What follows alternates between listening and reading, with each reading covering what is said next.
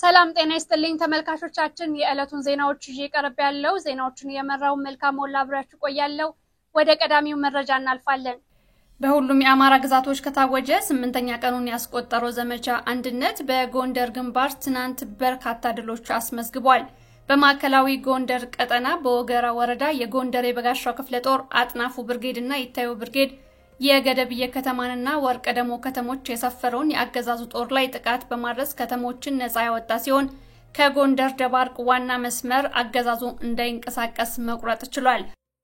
አሁንም ከተሞችና መስመሩ በፋኖ ቁጥጥር ስር ይገኛል። በዚህ የወገራ ግንባር የአገዛዙ ኃይል 21 ሙትና 14 ቁስለኛ ሆኗል። መቶ አለቃ ዋሴ የተባለ ያገዛዙ አመራር መሞቱም ታውቋል።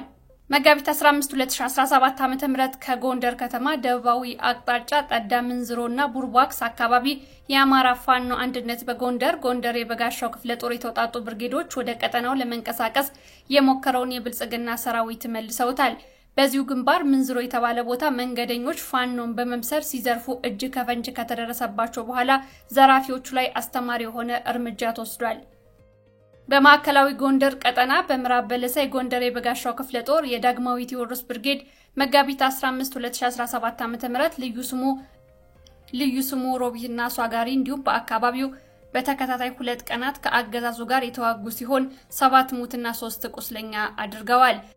በደቡባዊ ጎንደር ቀጠና አለምሳጋ አካባቢ የሜጀር ጄኔራል ውባንተ አባተ ወይም አንደኛ ኮር አካል የሆኑ ብርጌዶች ከአገዛዙ ጋር ለአጭር ሰዓት የተፋለሙ ሲሆን የተመዘገበ ሰዋዊና ቁሳዊ ኪሳራ የለም። በጎንደር ግንባር የዘመቻ አንድነት ወታደራዊ ግለቱን ጠብቆ እየተፋፋመ ሲገኝ በ7 ቀናት ውስጥ በ11 ልዩ ቦታ 14 ጊዜ ውጊያ በማድረግ ንቁ ተሳታፊ የሆነችው የጎንደር የበጋሻው ክፍለ ጦር ዛሬም በበለሳ ሮቢት በወገራ ገደብየና ወርቀ ደሞ ውጊያውን አጠናክሮ ቀጥሏል። መረጃውን እንደደረሰን እናቀርባለን። በጎንደር ግንባር አብዛኛው ቀጠና ዘመቻ አንድነት አገዛዙን ሰቅዞ በመያዝ የአገዛዙ የዘወትር ወታደራዊ ፖለቲካዊና አስተዳደራዊ ተግባራት መከወን በማይችልበት ደረጃ ላይ እያደረሰው ይገኛል።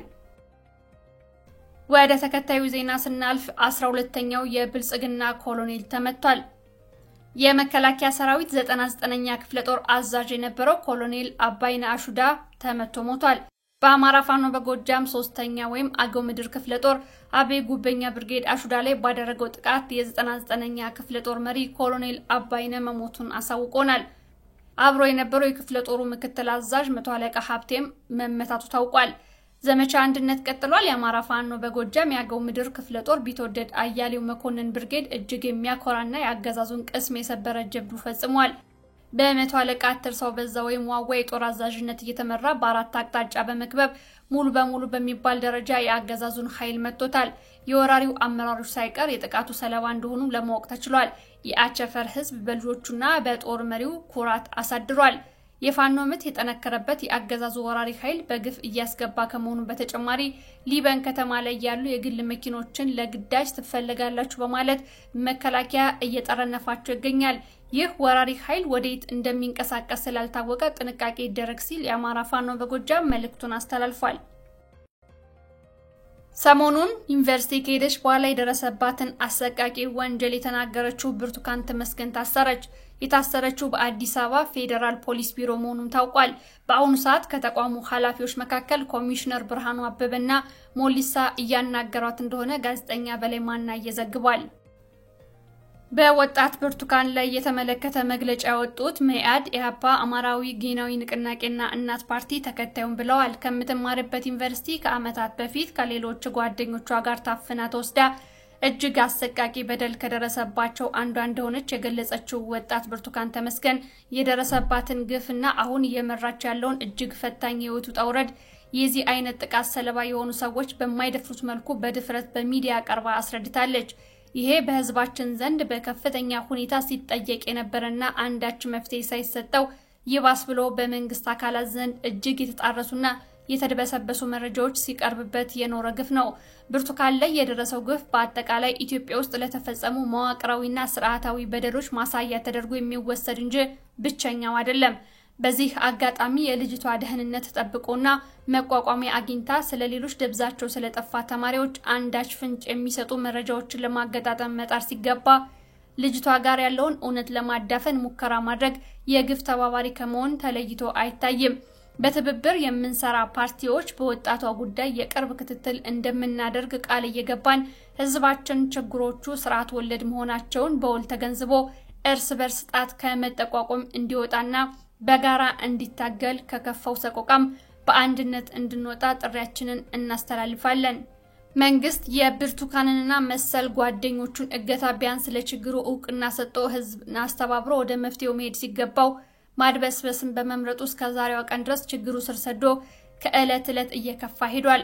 መጋቢት 8 ቀን 2017 ዓ.ም ከአዲስ አበባ ወደ አማራ ክልል እየተጓዘ በነበረ የህዝብ ማመላለሻ አውቶቡስ ላይ በኦሮሚያ ክልል ሰሜን ሸዋ ዞን ወረጃ አርሶ ወረዳ ልዩ ስሙ አሊዶሮ በተባለ ቦታ አሽከርካሪውን ጨምሮ መላ ተሳፋሪዎች መታገታቸውንና ለማስለቀቅ የሚሆን በነፍስ ወከፍ በሚሊዮን የሚቆጠር ገንዘብ እየተጠየቀባቸው መሆኑን ሰምተናል።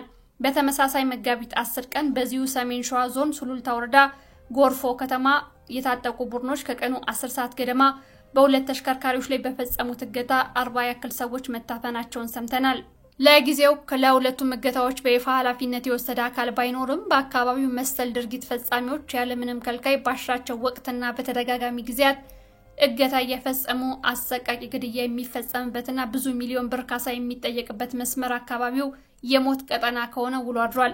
በተደጋጋሚ እንደገለጽነው አገዛዙ ተቀዳሚ ተግባሩ የሆነውን የዜጎችን ወጥቶ የመግባት ዋስትና ማስጠበቅ አለመቻል፣ ፍትህ አለመስፈን፣ በአገር ደረጃ መግደልና ማገት ቀላል እንዲሆን አልፎ ተርፎም ለእነዚህና መሰል ቡድኖች የገቢ ምንጭ ጭምር ተደርጎ እንዲታይ አድርጎታል።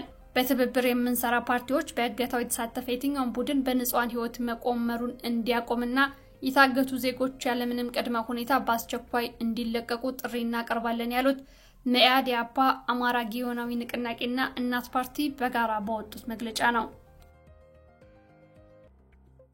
በቤንሻንጉል ጉሙዝ ክልል የንጹሃን ግድያና ሰወራ ከፍተኛ ስጋት ውስጥ እንደከተታቸው ነዋሪዎች ተናገሩ።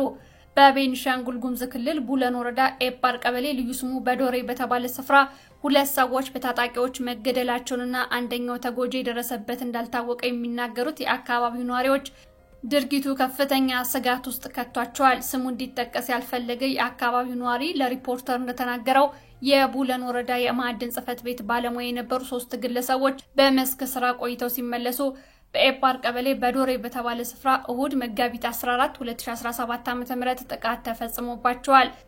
በጥቃቱ 2 ሰዎች መገደላቸውንና አስክሬናቸውን በክልሉ ልዩ ኃይል ተነስቶ ስርዓተ ቀብር እንደተፈጸመለት፣ አንደኛው ግለሰብ ግን እስካሁን የት እንደደረሰ እንዳልታወቀ አክሏል። ከጥቃቱ 3 ቀናት አስቀድሞ የጉሙዝ ማህበረሰብ አባል የሆነ ነጋዴ ሞተር ሳይክል እያሽከረከረ በሽጉጥ ተመቶ ቆስሏል የሚባል መረጃ መስማታቸውን ለሪፖርተር የተናገሩት አንድ ነዋሪ አሁን የተፈጸመው የሰዎች ግድያ ተከሰተ ለተባለው ድርጊት አጸፋ እርምጃ ሊሆን ይችላል የሚል ግምት እንዳላቸው አስረድተዋል። በአሁኑ ወቅት በአካባቢው ውጥረት መንገሱን፣ ነዋሪዎችን በፍርሃትና በስጋት ውስጥ ሆነው እንቅስቃሴ ከማድረግ መቆጠባቸውን ነዋሪው ተናግረዋል። ዘገባው የሪፖርተር ነው።